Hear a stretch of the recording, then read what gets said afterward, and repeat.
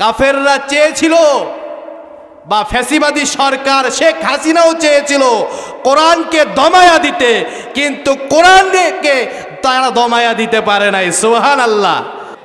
কোরআনের মাহফিলে আসতে পারায় খুশি হবে মুসলমান, আর বেজার হবে শয়তান। কথা বলেন ঠিক কিনা?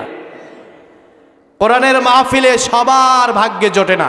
জোটে যাদেরকে আল্লাহ মায়া করে, মহব্বত করে, ভালোবাসেন, একমাত্র তারাই এই কোরআনের মাহফিলে আসতে পারে। ঠিক কিনা? আজ থেকে 5ই আগস্টের আগেও এই কোরআনের মাহফিল হতে দেওয়া হয় নাই, বা এই মাহফিল আজ থেকে 6 বছর আগেও আমার হাত দিয়েই এই হ্যান্ডবেল করা হয়েছিল, কিন্তু কিছু আওয়ামী লীগ নেতার কারণে সেই মাহফিল করতে দেওয়া হয় নাই।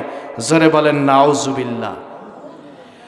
কোরআনের মাহফিলে যারা বাধা দেয় তারা কখনো মুসলমান হতে পারে না। কথা বলেন ঠিক কিনা? কোরআনের মাহফিলে যারা বাধা দেয় বুঝতে হবে তাদের শরীরের মধ্যে আবু জাহালের রক্ত রয়েছে। ঠিক কিনা? আল্লাহ রাব্বুল আলামিন কোরআনুল কারীমের মধ্যে বলেছেন, সাব্বাহা লিল্লাহি মা ফিস সামাওয়াল আরদ।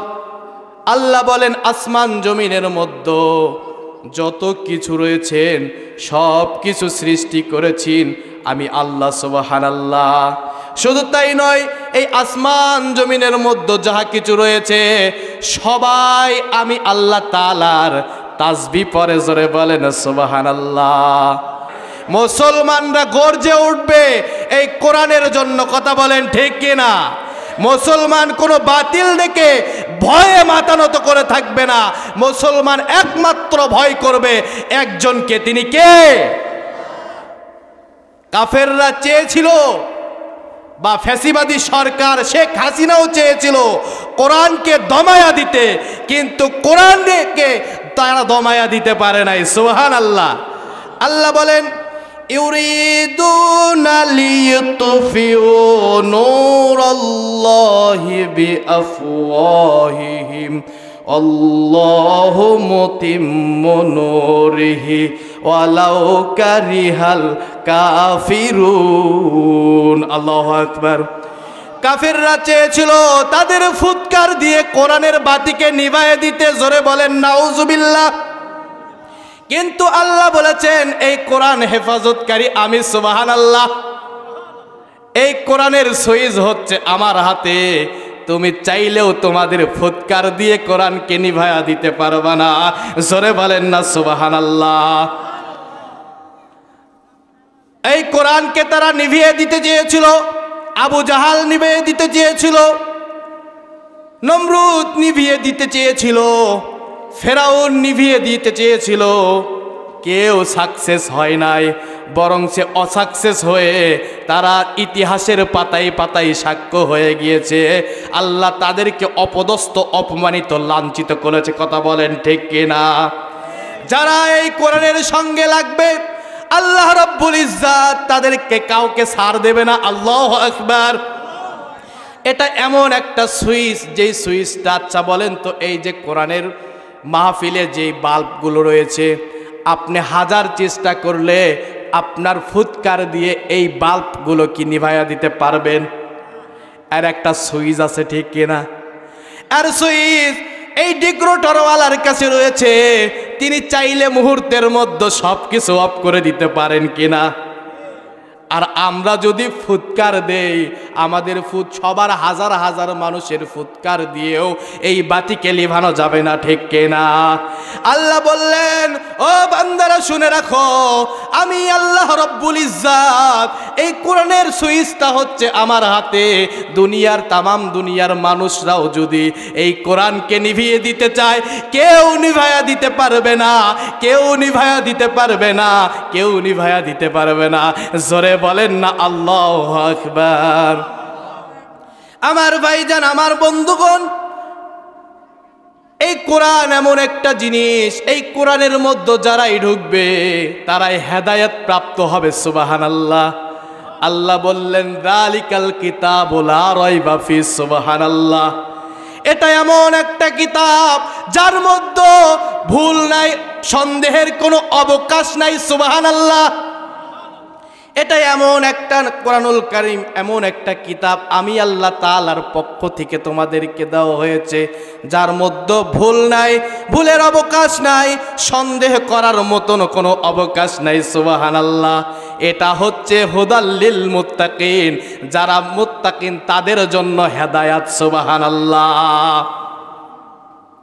যারা মুত্তাকিন হতে চাও তারা এই কোরআনকে অনুসরণ করতে হবে, এই কোরআনকে নিজের জীবনের সংবিধান হিসেবে মেনে নিতে হবে। কথা বলেন ঠিক কিনা?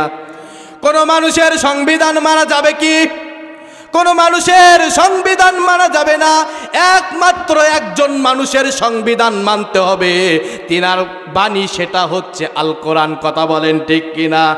আজকে যদি সংসদ থেকে কোরআনের আইন বাস্তবায়ন হতো, বাংলার জমিনে এত অপদস্থ লাঞ্ছিত কেউ হইতো না। কথা বলেন ঠিক কিনা? মুসলমানদের দিকে তাকানোর ক্ষমতাও রাখতো না। সুবহানাল্লাহ বলেন। আজকে আমাদের দুর্ভাগ্য, আমরা কোরআন থেকে সরে আছি, যার কারণে আল্লাহ একের পরে এক আমাদেরকে গজব দিচ্ছেন। ঠিক কিনা? আমার ভাইজান, আমার বন্ধুগণ, শুধু তাই নয়, আল্লাহ রাব্বুল আলামিন এমন একটা নবী আমাদেরকে দিয়েছেন, যিনি আখেরি পয়গম্বর নূর মুহাম্মদ সাল্লাল্লাহু আলাইহি ওয়াসাল্লাম, যিনাকে সৃষ্টি না করলে আল্লাহ রাব্বুল ইজ্জত এই পৃথিবীতে কিছুই সৃষ্টি করতো না। সুবহানাল্লাহ।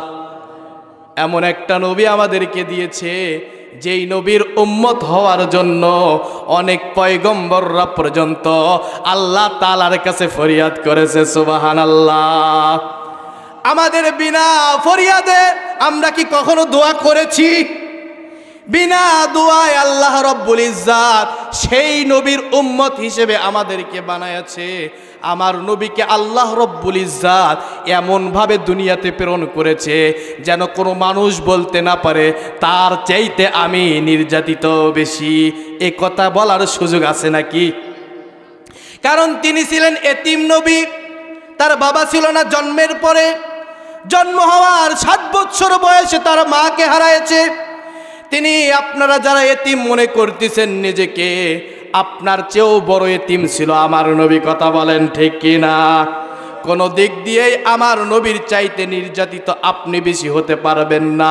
আল্লাহ রাব্বুল আলামিন আমার আপনার নবী নূর মুহাম্মদ সাল্লাল্লাহু আলাইহি ওয়াসাল্লাম, তিনাকে আমাদের জন্য রহমত হিসেবে সারা পৃথিবীর জন্য আল্লাহ প্রেরণ করে দিয়েছে। সুবহানাল্লাহ।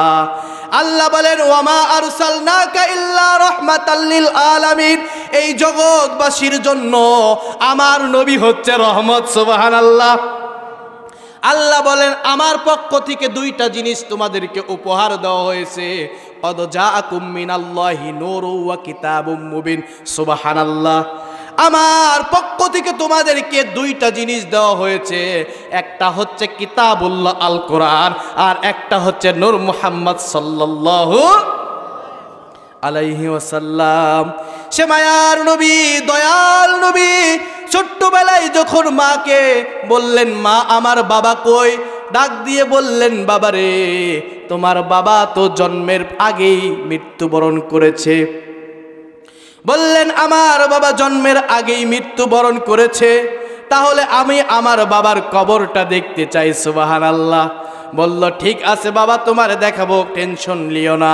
এবার বিশ্বনবী মুহাম্মাদুর রাসূলুল্লাহ সাল্লাল্লাহু আলাইহি ওয়াসাল্লাম, তার বয়সের বাচ্চা, ছোট্ট ছোট্ট বাচ্চারা মাঠের মধ্যে খেলাধুলা করে, এমন তো অবস্থায় তাদের খেলাধুলাগুলো আমার আপনার নবী দেখেন।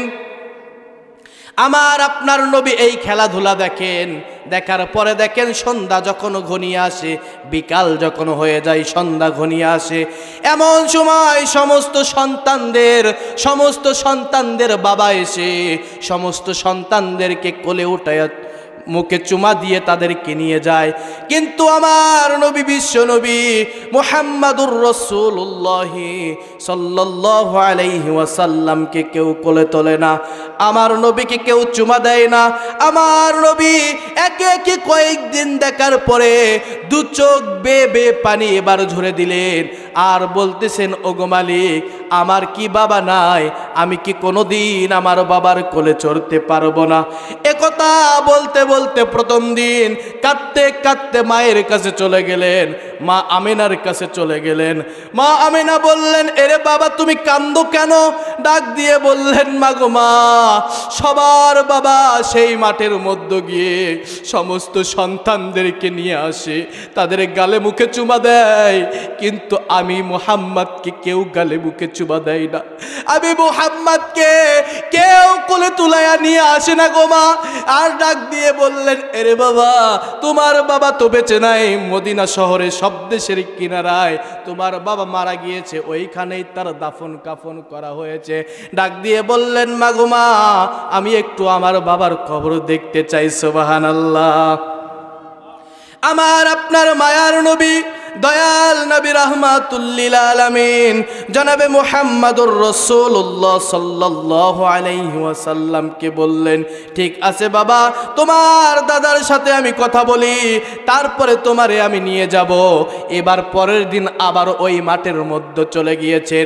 যাওয়ার পরে সমস্ত সন্তানদের যখন খেলাধুলা শেষ হয়ে গেল, সমস্ত সন্তানদের যখন খেলাধুলা শেষ হয়ে যায়, এমন তো অবস্থায় আমার আপনার মায়ার নবী, দয়াল নবী তাকায় দেখে সমস্ত সন্তানদের বাবা এসে তাদেরকে আবারও কোলের মধ্যে উঠায় নেয়, তাদের ললাটির মধ্যে চুমা দেয়, গালের মধ্যে চুমা দেয়, মুখের মধ্যে চুমা দেয়, আর সন্তানকে আদর করতে করতে নিয়ে যায়।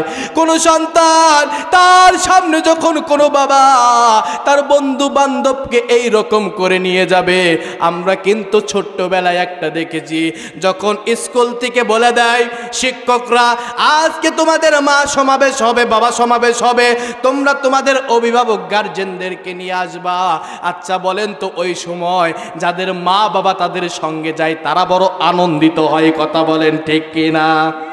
কিন্তু যাদের মা বাবা যায় না তারা কিন্তু আলাদা হয়ে আরেক দিকে হয়ে থাকে।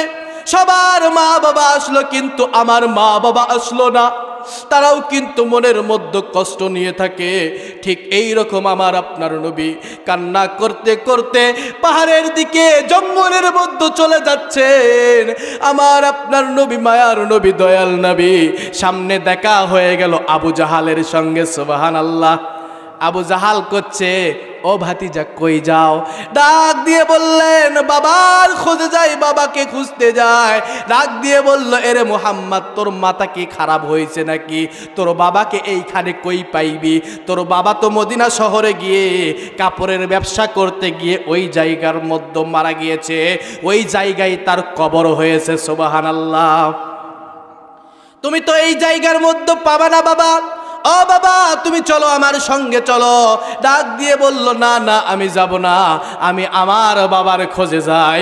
আর কান্না করতে করতে পাহাড়ের দিকে চলে যায়, বন জঙ্গলের মধ্যে চলে যায়। এদিকে সন্ধ্যা ঘনিয়ে আসে। মা আমেনা এবার সন্তানের আশায় আশায় থাকে, সন্তান মা আর আসে না। এবার দেখতে দেখতে মা আমেনাও এবার রওনা দিলেন সন্তানের খোঁজে, মুহাম্মদ সাল্লাল্লাহু আলাইহি ওয়াসাল্লামের খোঁজে চলে গেলেন।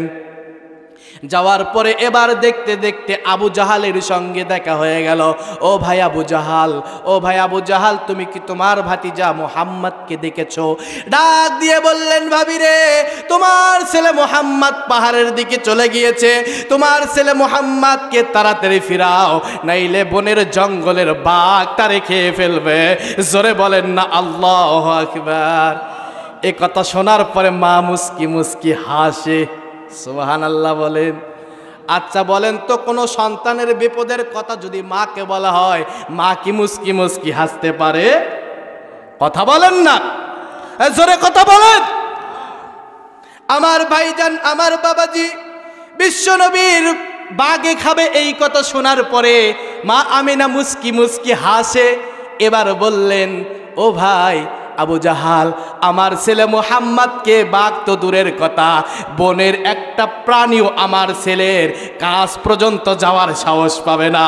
জোরে বলেন না সুবহানাল্লাহ। ডাক দিয়ে বললেন তুমি এমন কেমন করে বলো? ডাক দিয়ে বললেন তাহলে শোনেন ভাইজান, যেদিন বিশ্বনবী মুহাম্মদ আমার এই পেটের মধ্যে রয়েছিল, আমার গর্ভের মধ্যে ছিল, ওই সময় আমি একটা কুয়া থেকে পানি তোলার জন্য গিয়েছিলাম। ওই কুয়ার পানি এত নিচে ছিল যে আমি উপর হয়ে পানি তুলতে পারি না। ঠিক ওই মুহূর্তে দেখি ওই পানি কুয়ার একবারে মুখ বরাবর এসেছে। আমি পানি আস্তে করে তুলে নিয়েছি, চুল পরিমাণ বিন্দু পরিমাণ আমার কষ্ট হয় নাই। সুবহানাল্লাহ। কার জন্য হয়েছে বলে না? কার জন্য? আমার আপনার দয়াল নবী মুহাম্মদ সাল্লাল্লাহু আলাইহি ওয়াসাল্লামের জন্য। ঠিক ওই সময় আমি দেখেছি সমস্ত বনের হরিণরা, সমস্ত বনের বাঘরা পর্যন্ত আমাকে চতুর্পাশ দিয়ে ঘিরে নিয়েছিল। আমি তো ভয় পেয়ে গিয়েছিলাম যে বাঘ হরিণ না জানি আমারে ধরে ফেলে। কিন্তু আমি একটা মজার জিনিস দেখলাম, হরিণ বাঘ সবাই একসাথে, কিন্তু কেউ কাউরে খায় না। সুবহানাল্লাহ। আচ্ছা বলেন তো, হরিণ আর বাঘ যদি এক জায়গায় বাই হয়, তাহলে হরিণও কি বাঘ আগলাই থিয়ে দেবে? খেয়ে ফেল দেবে। তারা আস্ত রাখবেনি? আস্ত রাখবে না। বিশ্বনবী মুহাম্মাদুর রাসূলুল্লাহ সাল্লাল্লাহু আলাইহি ওয়াসাল্লামের ভালোবাসায় সেই দিন তারা কেউ কাউরে খায় না। সুবহানাল্লাহ। সেই দিন দেখি ওই পশুরা পর্যন্ত আমাকে, মা আমিনাকে সালাম দিচ্ছে। সুবহানাল্লাহ। দ্বিধায় আমার সন্তান মুহাম্মাদকে বাঘে খাবে না, তাড়াতাড়ি যাও, নইলে তোমার বড় বড় গল্প শেষ হয়ে যাবে, তোমার ছেলে মুহাম্মাদকে বাঘে ধরে খাবে। নাউজুবিল্লাহ। একথা শোনার পরে আবু জাহাল চলে গেল। এদিকে বিশ্বনবীর মা আমিনা সন্তানের খোঁজে চলে গেলেন। যায় দেখেন হাঁটি হাঁটি পা পা করে যায় দেখেন পাহাড়ের নিচে একটা গাছ, এই গাছের নিচে বসে আমার আপনার নবী, মায়ার নবী, দয়াল নবী, রাহমাতুল লিল আলামিন জনাবে মুহাম্মাদুর রাসূলুল্লাহ সাল্লাল্লাহু আলাইহি ওয়াসাল্লাম কান্না করতেছে, ডাক দিয়ে বলতেছে আমার বাবা কই, আমার বাবা কই, আমার বাবা কই। এই কথা শোনার পরে বিশ্বনবীর মা আমিনা মা এবার তার মাথার মধ্যে হাত বুলাইয়া দিল। ও বাবা তুমি কান্না করো কেন? ডাক দিয়ে বললেন মাগো মা, আমার বাবা নাই, আমার বাবা নাই, আমার বাবাকে তুমি একটু এনে দাও না, আমি আমার বাবার কোলে উঠবো। সুবহানাল্লাহ। ডাক দিয়ে বললেন বাবারে তোমারে তো বলেছি তোমার বাবা বেঁচে নাই, তোমার বাবা বেঁচে নাই, তোমার বাবা মারা গিয়েছে, তুমি তো তোমার বাবাকে চাইলেও পাইবা না, তো আসো আমার সঙ্গে। বলে না, আমি আমার বাবাকে না দেখে যাব না। ডাক দিয়ে বললেন তুমি আমার সঙ্গে আসলে বাবা, তোমার দাদাকে এই মুহূর্তেই বলবো আমরা তোমার বাবার কবরের পাশে যাব। সুবহানাল্লাহ। এবার চলে গেলেন খাজা আব্দুল মুতাল্লিবের কাছে, যায় বললেন বাবাজি আপনার নাতি তো কান্না করে, মুহাম্মদ তো কোনো কথা শোনে না, মুহাম্মদ আপনার ছেলে আব্দুল্লাহর কবর দেখতে চায়। তার দাসী উম্মে আইমানকে বললেন, ও উম্মে আইমান সমস্ত কাজ ফেলে দে, চলে আয়। সঙ্গে সঙ্গে উম্মে আইমান চলে আসলো। তাদেরকে সর হিসেবে একটা উট দেওয়া হলো। তিনজনের কাফেলা নিয়ে সেই মদিনা মুনাওয়ারায় চলে গেলেন, মদিনা শহরে চলে গেলেন, তিনজনের কাফিলা নিয়ে চলে গেলেন। যাওয়ার পরে আপনার আমার নবী মুহাম্মদ সাল্লাল্লাহু আলাইহি ওয়াসাল্লাম কি পিছনে বসাইছিলেন, উট আর সামনের দিকে যায় না। সুবহানাল্লাহ। কারণ আমার নবী পিছনে থাকবে না সামনে থাকবে? কথা বলে না। আমার নবীর স্থান পেছনে না সামনে? যারা তোমরা আমার নবীর স্থান পিছনে রেখেছো, শুনে রাখো তোমরা নামে মুসলমান হতে পারো, তোমরা কাজে কর্মে মুসলমান নও, তোমরা হলে টাটকা মুনাফিক। কথা বলেন ঠিক কিনা? আর মুনাফিকের জায়গা জান্নাতের না, মুনাফিকের জায়গা হচ্ছে জাহান্নামের তলদেশে। কথা বলেন ঠিক কিনা? আমার ভাইজান, আমার বন্ধুগণ, বিশ্বনবী এবার আবার নামলেন, মা আমিনা নামলেন, উম্মে আইমান নামলেন। নামার পরে এবার উম্মে আইমানকে বললেন, ও উম্মে আইমান, আমার ছেলে মুহাম্মাদকে সামনে দাও, তারপরে আমি উঠি, তারপরে তুমি ওঠো। এবার যখন উটের সামনে যখন বিশ্বনবী উঠেছে, সঙ্গে সঙ্গে উটকে আর বলতে হয় নাই উঠ যাও, উট এবার নিজ ইচ্ছায় চলছে। সুবহানাল্লাহ। দয়ালো নবী প্রেমের ছবি আহার আসবে না জগতে। আল্লাহু আকবার। আমার ভাইজান, আমার বন্ধুগণ, এবার মদিনা মুনওয়ারায়, মদিনা শহরে চলে গেলেন। মদিনা শহরে যাওয়ার পরে আমার আপনার মায়ার নবী কে ডাক দিয়ে বললেন, উম্মে আইমান, ওই যে দেখা যায় একটা গাছ, ওই গাছের পাশেই যে কবরটা দেখতেছো ও মুহাম্মদ, ওইটাই হচ্ছে খাজা আব্দুল্লাহর কবর। সুবহানাল্লাহ। সঙ্গে সঙ্গে হাদিসের মধ্যে এসেছে মুহাম্মদ সাল্লাল্লাহু আলাইহি ওয়াসাল্লাম লাফ দিয়ে নেমেছেন। নামার পরে তিনি দৌড়ায়া যাচ্ছেন কবরের পাশে, কিন্তু কবরের পাশে যাইতেই তিনি দুইবার উষ্ট খেয়ে পড়ে গিয়েছে। আল্লাহু আকবার। মানে সন্তান বাবার জন্য, বাবার কবর কোনোদিন দেখে নাই, ওই কবরকে দেখার জন্য আনন্দে আত্মহারা হয়ে গিয়েছে। আর ডাক দিছে, ও বাবা, ও বাবা, ও বাবা, তুমি কবরের মধ্য থেকে ওঠো। সুবহানাল্লাহ। এই কথা বলতে বলতে বলতে বলতে যাচ্ছে, কবরের কাছে গিয়ে এবার কবরের উপরে হামাগুড়ি খেয়ে পড়ে গিয়েছে। আর ডেকে বলতেছে, ও বাবা, তুমি কি উঠবা না, আমারে কোলে নিবা না? হাদিসের মধ্যে আসছে মাটিতে থরথর করে কাঁপতেছিল। আল্লাহু আকবার। আল্লাহর কাছে আবদার করতেছে আব্দুল্লাহ, ও আল্লাহ, আমার ছেলে আমার কোলে উঠতে চায়, আমার একটু সুযোগ দাও, আমার ছেলে মুহাম্মদকে আমি একটু বুকের মধ্যে জড়ায় নেব। জোরে বলেন না আল্লাহু আকবার। কিন্তু আল্লাহ রাসূল সাল্লাল্লাহু আলাইহি ওয়াসাল্লামকে জগৎ বিখ্যাত একজন নবী হিসেবে বানায় দিয়েছেন কে? আল্লাহ তাআলা জগৎ বিখ্যাত একজন নবী হিসেবে প্রেরণ করেছেন, তামাম পৃথিবীর জন্য নবী হিসেবে প্রেরণ করেছেন। দুনিয়াতে শুধু নয়, দুনিয়ার বাদশা করেও পাঠানো হয়েছে, আখিরাতের বাদশাও তিনি, নূর নবী মুহাম্মদ সাল্লাল্লাহু আলাইহি ওয়াসাল্লাম। সুবহানাল্লাহ। এর আব্দুল্লাহ ডাক দিয়ে বললেন, আল্লাহ গো, আমি আমার সন্তানকে একটু কোলে নিতে চাই। ডাক দিয়ে বললেন, ও আব্দুল্লাহ, টেনশন করিস না, টেনশন করিস না, তুই তোর সন্তানকে কোলে না নিতে না পারলি রে, টেনশন করিস না। আমি সারা পৃথিবীর মানুষকে বলে দিয়েছি, সবাই তোর ছেলে মুহাম্মদকে মহব্বত করবে, তাকে ভালোবাসবে। তাকে যদি কেউ মহব্বত না করে, সে আমার বান্দা হতে পারবে না। জোরে বলেন না আল্লাহু আকবার। আপনি যদি আমার আল্লাহ তাআলাকে পাইতে চান, আমার আল্লাহ তাআলাকে পাইতে গেলে আগে বিশ্বনবীকে ধরতে হবে। কথা বলেন ঠিক কি না? নবীর অনুসরণ ছাড়া আপনি আল্লাহ তাআলাকে পাবেন না। এজন্য আমার আপনার নবী বিশ্বনবী মুহাম্মাদুর রাসূলুল্লাহ সাল্লাল্লাহু আলাইহি ওয়াসাল্লামকে ওমা আরসালনা ইল্লা রাহমাতাল লিল আলামিন, সারা পৃথিবীর জন্য রহমত হিসেবে আমার আল্লাহ তাআলা প্রেরণ করে দিয়েছে। সুবহানাল্লাহ। আমার ভাইজান, আমার বন্ধুগণ ডাক দিয়ে বললেন, ও আব্দুল্লাহ, তুই টেনশন করিস না। হাদিসের মধ্যে আছে মুহাম্মদ সাল্লাল্লাহু আলাইহি ওয়াসাল্লাম এমন ভাবে কান্না করতেছে যেন আমার আপনার নবীর কান্নার বিনিময়ে কবরটা কখন না জানি ফাঁক হয়ে যায়।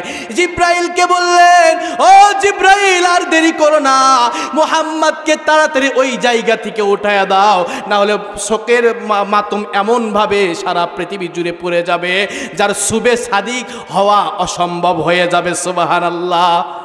এমন ভাবে কালো মেঘ করে আসলো, আমার আপনার নবী কান্না শুরু করে দেওয়াতে সঙ্গে সঙ্গে বললেন, ও জিব্রাইল যাও, তাড়াতাড়ি যাও, আমার নবীকে উঠাইয়া দাও, তার মা আমেনার কোলে উঠাইয়া দাও, তাড়াতাড়ি আমার নবী মুহাম্মদকে নিয়ে তাড়াতাড়ি তিনি যেন মক্কায় চলে যান, তাড়াতাড়ি বলে দাও। হযরতে জিব্রাইল আলাইহিস সালাতু ওয়াস সালাম আসার পরে এইবার বললেন, ও মুহাম্মদ তুমি তোমার মায়ের কোলে চলে যাও।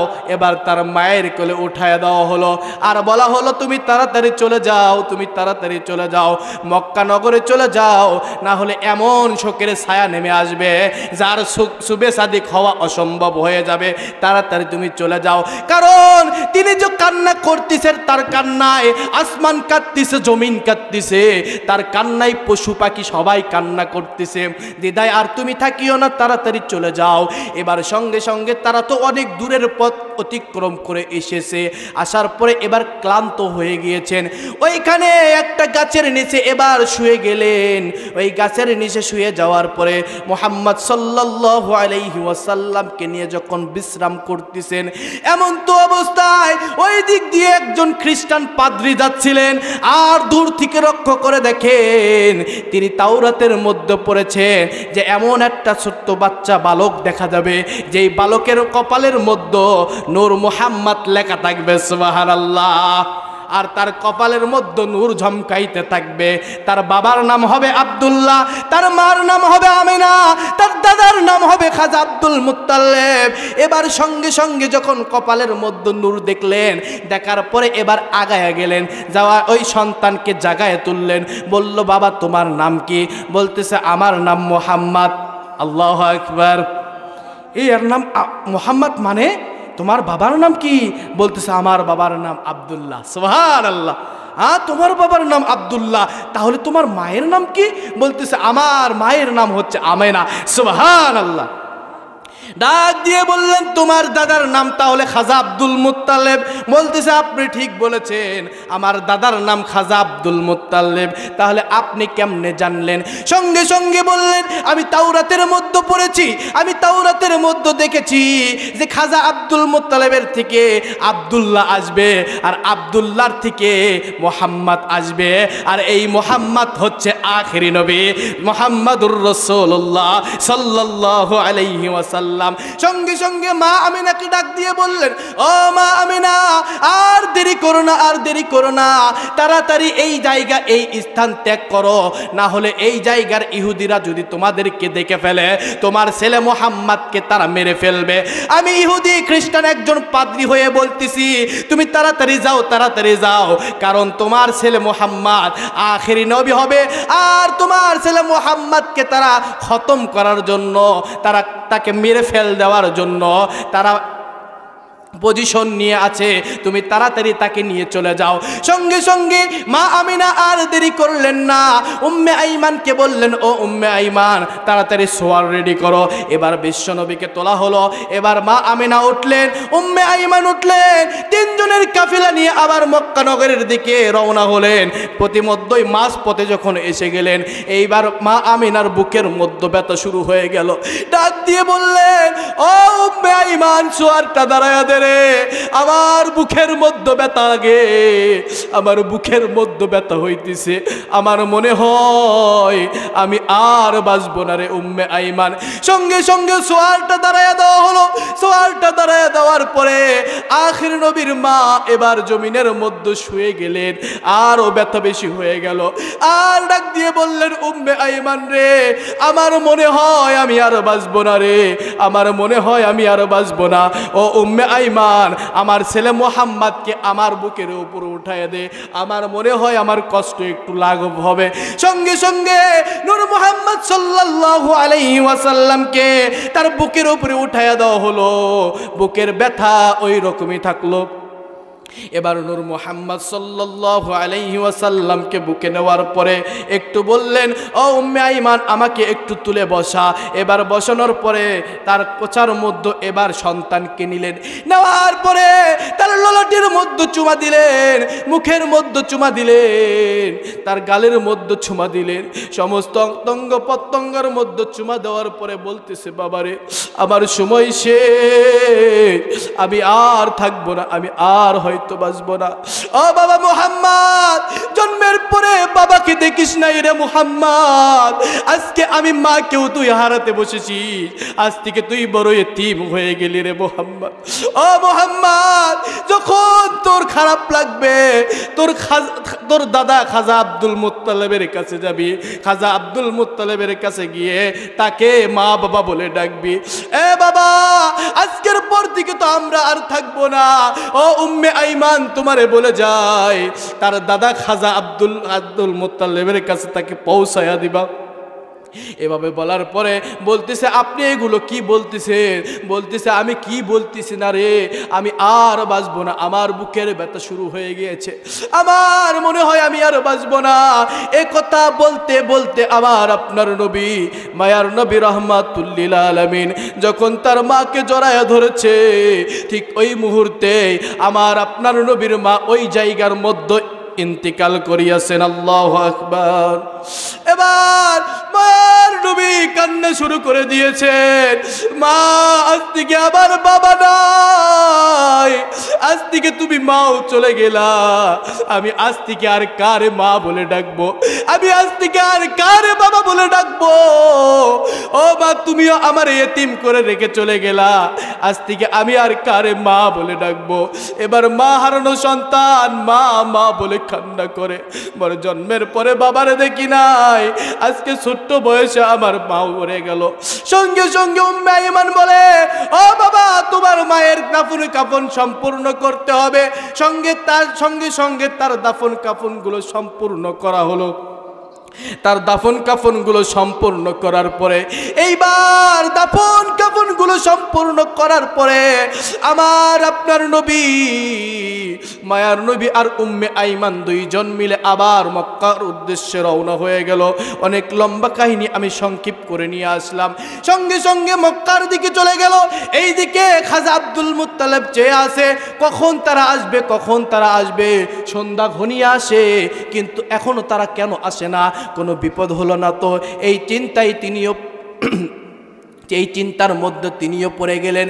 হঠাৎ করে তিনি যখন বাড়ির মধ্যে যাবেন, এমন তো অবস্থায় দেখে মরুভূমির মধ্যে যখন কোনো সওয়ার দৌড়ায়, সঙ্গে সঙ্গে কিন্তু যখন দেখবেন ধুলা বালুর মধ্যে যদি কেউ যায়, সঙ্গে সঙ্গে কিন্তু ধুলাবালি ওরে, কথা বলেন ঠিক কিনা? এইভাবে যখন সোয়ারটা যাইতে লাগলে, ধুলাবালিগুলো উড়তে লাগলেন। এই ধুলাবালিগুলো যখন উড়তে লাগলেন, এইটা দেখার পরে মনে করলেন আমার নাতি মুহাম্মদ মনে হয় এসে গিয়েছে। সুবহানাল্লাহ, আমার নাতি মুহাম্মদ এসে গিয়েছে। একথা শোনার পরে আবার দেখতেছেন এটা তো দুইজনের কাফেলা দেখা যায়, কিন্তু আমি তো পাঠাইয়াছি কয়জন? 3 জনের কাফেলা, এইটা তো 2 জনের কাফেলা দেখা যায়। মনে হয় এইটা আমার সন্তান নয়, এইটা আমার সোয়ার নয়, আমার সোয়ার নয়। কিন্তু যখন কাছাকাছি চলে আসলেন তখন বুঝতে পারলেন যে এইটাই আমার সোয়ার। সুবহানাল্লাহ। এবার ডাক দিয়ে বললেন, ও উম্মে আইমান, কি ব্যাপার, তোমরা 2 জন কেন? আমার পুত্রবধূ মা আমিনা কই? ডাক দিয়ে বললেন, আপনার পুত্রবধূ আমিনা ইন্তিকাল করিয়াছেন। আল্লাহু আকবার। কি বলিস, আমার পুত্রবধূ ইন্তিকাল করিয়াছেন? বলে, হ্যাঁ, তোমার পুত্রবধূ ইন্তিকাল করিয়াছে। সঙ্গে সঙ্গে মুহাম্মদ যায় দাদাকে জড়াইয়া ধরে বলে, ও দাদা, আজ থেকে আমার বাবা নাই, আজ থেকে আমার মা নাই। জন্মের পর আমি বাবারে দেখি নাই, কিন্তু মা মা বলে ডেকেছি, কিন্তু আজকে আমি এইভাবে আমার মারে হারাবো আমি তো কল্পনাও করিনি গো দাদা। ও দাদা, আজকে আমার মাও হারিয়ে গিয়েছে। বিশ্বনবীর কান্না দেখে, মুহাম্মদ সাল্লাল্লাহু আলাইহি ওয়াসাল্লামের কান্না দেখে খাজা আব্দুল মুত্তালিব বলে, আজ থেকেই আমি তোর মা, আমি তোর বাবা, তোর চুল পরিমাণ কোনো সমস্যা হতে দেব না। জোরে বলেন না সুবহানাল্লাহ। আমার আপনার মায়ার নবী, দয়াল নবী রাহমাতুল লিল আলামিন, এই কথাটা এই জন্যই বললাম, আমার আপনার নবী, মায়ার নবী, দয়াল নবী তার বাবার কবর জিয়ারত করার জন্য ছোট্টবেলায় গিয়েছে। হাদিসের মধ্যে এসেছে নবুয়ত প্রাপ্ত হওয়ার পরেও তিনি 2 বার গিয়েছেন। সুবহানাল্লাহ। তাহলে আজকে যে আপনার মার কবর ওই যে বাঁশঝাড়ের নিচে পড়ে আছে, আপনার আমার যাওয়ার দরকার আছে না নাই? আজকে এই জায়গার মধ্যে সকল মরহুমের রুহের মাগফিরাত কামনায় আজকের এই জালসাটা। আচ্ছা বলেন তো, আজকে আমার আপনার মা, আমার আপনার বাবা সেই অন্ধকার কবরের মধ্যে শুয়ে আছে, একটা বারের জন্য তাদের খোঁজ খবর নিয়েছি নাকি? খোঁজ খবর নেওয়ার দরকার ছিল কিনা? যেই মা 10 মাস 10 দিন গর্ভধারণ করে প্রচন্ড শীতের মধ্যে আপনার আমার জন্য এত কষ্ট করেছে, আমরা প্রস্রাব করে দিয়েছি, মা নিজে ওই প্রস্রাবের মধ্য থেকে শুকনো জায়গায় আমাদেরকে রেখেছে। প্রচন্ড ঠান্ডার মধ্য দিয়ে ওই মা যেই লেপের মধ্যে আমাদের প্রস্রাব লেগে গিয়েছে ওইটা নিজের গায়ের উপরে দিয়েছে, আর শুকনা মুড়ো আমার সন্তান আমার গায়ের উপর দিয়েছে, কারণ আমার সন্তান যেন কষ্ট না পায়। কথা বলেন ঠিক কিনা? আজকে সেই মা সেই বাবা অন্ধকার কবরে রেখে আসছি। এরে বাবা, একবারও চিন্তা করলি না, একবারও খোঁজ নিলি না? যেই মা তোরে 10 মাস 10 দিন গর্ভধারণ করলো, যেই মা নিজে না খেয়ে তোরে খাওয়াইলো, সেই মায়ের খোঁজ খবর তুই নিলি না? একবার চিন্তা করে দেখ, তোর আমার মতন নেমক হারাম আর এই বাংলার জমিনে পাওয়া যাবে কি? মায়ের খোঁজ নিলি না, বাবার খোঁজ নিলি না, আজ হোক কাল হোক তুইও থাকবি না। তুইও যখন থাকবি না রে বাবা, আমি যখন থাকবো না, আপনি আমি কেউ যখন থাকবো না, আমার সন্তানও আমার কবরের পাশে গিয়ে আমার জন্য দোয়া করবে না। কারণ তাকে আমি শিখাইনি যে আমার ওই কবরের পাশে গিয়ে, তার দাদার কবরের পাশে গিয়ে, তার দাদির কবরের পাশে গিয়ে আমি তার বাবা, তার জন্য, আমার মার জন্য, আমার বাবার জন্য হাত তুলি নাই। আমার সন্তানও এটা শিখলো না। আমিও যেদিন অন্ধকার কবরে চলে যাব, আমার সন্তানও আমার জন্য হাত তুলবে না। এটাই বাস্তব। কথা বলেন ঠিক কিনা? আপনার বাবা যদি আপনার জন্য, আপনার মা বাবা মারা যাওয়ার পরে আপনার সন্তান যদি আপনার দাদা দাদির কবরের পাশে গিয়ে আপনার বাবা যদি দোয়া করত, ওই নাতি দেখতো আর বলতো যে আমার বাবা প্রত্যেকটা রাতে আমার দাদার কবরের পাশে গিয়েছে, আমার দাদির কবরের পাশে গিয়েছে, আত্মীয় স্বজনের কবরের পাশে গিয়েছে, বিশেষ বিশেষ রাতে তাদের জন্য দোয়া করেছে। আমারও করার দরকার আছে না নাই? কথা বলেন, আছে না নাই? ঠিক আপনি যদি এই আইনটা চালু করে দিয়ে যাইতেন, তাহলে আপনার সন্তান আপনার কবরের পাশে গিয়ে আপনার জন্য দোয়া করত। কিন্তু আপনি তারে শিখান নাই দিদায়, আপনার সন্তান আপনার কবরের পাশেও যায় না। ও যুবক, আজকে আমরা দুনিয়াতে পড়ে আছি, এই দুনিয়া থাকার জায়গা না। এই দুনিয়া থেকে আপনাকে আমাকে আমাদের সবাইকে চলে যেতে হবে কিনা? কথা বলেন, যেতে হবে কিনা? এই দুনিয়াতে আমরা চিরকাল থাকার জন্য আসি নাই। এই জন্য কবি বলেছেন, দুনিয়া থাকার জায়গা না রে বাবা, এই দুনিয়া ছেড়ে আপনাকে আমাকে চলে যাইতে হবে। এই দুনিয়াতে আমরা কেউ থাকবো না, কেউ থাকার জন্য আসি নাই। কাল কিয়ামতের ময়দানে আমরা সবাই অন্ধকার কবরে চলে যাব। কারণ চোখটা বন্ধ হয়ে গেলেই আপনার জন্য পরকাল, আর চোখটা যদি জাগ্রত থাকে তাহলে আপনার জন্য দুনিয়া। কথা বলেন ঠিক কিনা? এই যে প্রতি রাতে আমরা ঘুমাই, প্রতি রাতে আমরা ঘুমাই, এই ঘুমের মধ্যে যদি আমার দু চোখ সকালবেলা খোলে তো আমি দুনিয়া পাবো। আর যদি আমার দু চোখ বন্ধ হয়ে যায়, আচ্ছা বলেন তো আমার স্থান কই হবে? কবরস্থানে। আমার নাম হয়ে যাবে লাশ, আমার নাম ধরে আর ডাকা হবে না। ঠিক কিনা? এজন্য আল্লাহ আমাদেরকে বোঝার মতন তৌফিক দান করুক। আমরা ভাইয়েরা, বন্ধুগণ আমার, ও আমার বাবাজিরা, হাতে পায়ে ধরে বলবো, আজকে যেই মাহফিলটা লাগানো হয়েছে সকল রুহের মাগফিরাত কামনায় দুয়ার মাহফিল, আপনার আমারও করার দরকার আছে না নাই? কথা বলেন, আছে না নাই? আজকে দেখেন এই ফ্যামিলি, তারা তাদের সকল বাপ দাদারা চলে গিয়েছেন, তাদের উদ্দেশ্য করে আজকের এই কোরআনের বাগান লাগাইছে। আচ্ছা বলেন তো, এর সওয়াব কি কবরবাসীরা পাবে না? 100% পাবে। আপনিও যদি আপনার বাড়িতে এরকম কোরআনের বাগিচা লাগায়া আপনার দাদা দাদি বাপ দাদা সবার জন্য দোয়া করেন, এই দোয়া কি বিফলে যাবে? বিফলে যাবে না। একজন মানুষের দোয়া যদি কবুল হয়ে যায়, আর ওটাই তার জন্য নাজাতের জারিয়া হয়ে যাবে। সুবহানাল্লাহ। দুনিয়া থাকার জায়গা না, ও দুনিয়া দুনিয়া থাকার জায়গা না, দুনিয়া থাকার জায়গা না রে দুনিয়া, দুনিয়া থাকার জায়গা না। না ফেরার দেশে যাইবা একদিন ভেসে, না ফেরার দেশে যাইবা একদিন ভেসে, আর তো ফিরে আইবা না রে দুনিয়া, দুনিয়া থাকার জায়গা না, দুনিয়া থাকার জায়গা না, ও দুনিয়া দুনিয়া থাকার জায়গা না। নাকের কাছে জীবন তোমার, মরণ ঘাড়ের পিছে, প্রাণ পাকে দিলে ফাঁকি সবই তোমার মিছে। নাকের কাছে জীবন তোমার, মরণ ঘাড়ের পিছে, প্রাণ পাকে দিলে ফাঁকি সবই তোমার মিছে। চোখ বুঝিলে একবার তুমি, চোখ বুঝিলে একবার তুমি ফিরে আইবা না, দুনিয়া থাকার জায়গা না, দুনিয়া থাকার জায়গা না রে দুনিয়া, দুনিয়া থাকার জায়গা না। আল্লাহু আকবার। বলতেছিলাম আল্লাহ রাব্বুল আলামিন বলেন, এই দুনিয়া এবং আসমানের মধ্যে যত সৃষ্টি মাখলুক রয়েছে সবাই কার জিকির করে? আল্লাহর জিকির করে। তাহলে আমাদের জিকির করার দরকার আছে না নাই?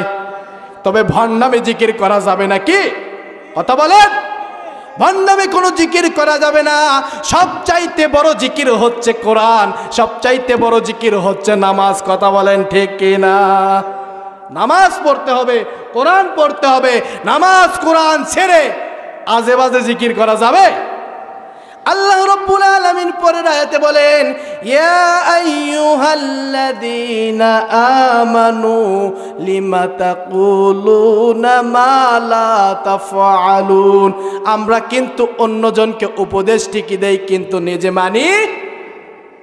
এরকম লোক আছে না নাই? কথা বলেন, আছে না নাই? আপনি যেই জিনিস বলবেন সেই জিনিস নিজেকে আগে আমল করতে হবে, ঠিক কিনা? যদি নিজে আমল না করেন অন্যকে সেই আমলের দাওয়াত দেওয়া যাবে?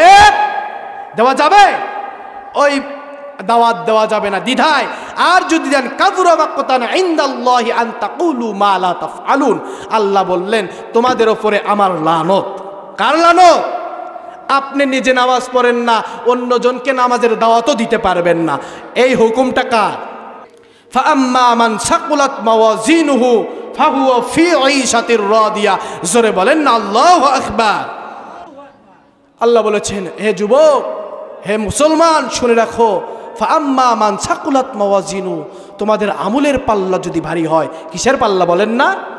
আমলের পাল্লা যদি ভারী হয়, ফাহুয়া ফি ঈশাতির রাদিয়া, তোমাদের জন্য সুখের ঠিকানা জান্নাত। সুবহানাল্লাহ। সুখের ঠিকানা কি? বিনিময় ফাআম্মা মান সাকুলাত মাওয়াজিনু, আমলের পাল্লাটা কি হতে হবে? ভারী হতে হবে। আর ওয়া আম্মা মান খাফফাত মাওয়াজিনু, আর আমলের পাল্লা যদি হালকা হয়ে যায়, ফা উম্মুহু হাবিয়া, তোমাদের ঠিকানা হবে মা হাবিয়া, দোজকের মধ্যে। ওমা আদরাকা মা হিয়া, তোমরা কি জানো এটা কি? নারুন হামিয়া, এটা হচ্ছে অগ্নিকণ্ড, একটা অগ্নিশিখা। এই অগ্নিশিখার মধ্যে তোমাদেরকে ফেলা হবে। তোমাদের মা হাবিয়া তোমাদেরকে ওই অগ্নিশিখার মধ্যে নিয়ে নেবে। জোরে বলেন না আল্লাহু আকবার। আল্লাহ তাআলা আমাদেরকে বাঁচার মতন তৌফিক দান করুক। হে যুবক, গুনাহ হবেই, জীবনে গুনাহ হবেই, তবে গুনার চেয়ে যেন নেক আমলের পাল্লাটা ভারী হয়। নেক আমলের পাল্লা ভারী হলেই জান্নাত অবধারিত। সুবহানাল্লাহ। কারণ আল্লাহ কোরআনের মধ্যে বলেছেন, ফাআম্মা মান সাকুলাত মাওয়াজিনু, আমলের পাল্লা ভারী হলেই ফাহুয়া ফি ঈশাতির রাদিয়া, সুখের ঠিকানা জান্নাত থাকবে। সুবহানাল্লাহ। আচ্ছা, কোরআনুল কারীমের আয়াত, এটাকে অস্বীকার করা যাবে? তার মানে এখান থেকে বোঝা যায় যে আমার আমলের পাল্লা, আমার গুনাহ থাকবেই। আল্লাহ আমাদেরকে ভুল দিয়েই বানাইছে, ঠিক কিনা? মানুষ গুনাহ করবে, মানুষ ভুল করবে, কিন্তু তুবু ইলাল্লাহি তাওবাতান নাসুহা, আল্লাহ তাআলার কাছে ওই ভুলের জন্য অনুতপ্ত হবে, তওবায়ে নাসুহা করবে, সঙ্গে সঙ্গে আমার মাওলা আল্লাহ তাআলা তারে মাফ করে দিবে। সুবহানাল্লাহ। আল্লাহ তাআলা আমাদের বোঝার মতন তৌফিক দান করুক। যাই হোক, মাইকটা যতটা ভালো মনে করেছিলাম এতটা ভালো না, গলা টানতেছে, যার কারণে আলোচনা ভাঙ্গা ভাঙ্গা কণ্ঠে যতটুকু করেছি এতটুকু, প্রধান বক্তাকে বসে রেখে যতটুকু কথা বলেছি এতটুকু কথা বলাটাই বেয়াদবি। আল্লাহ তাআলা আমাকে ক্ষমা দৃষ্টি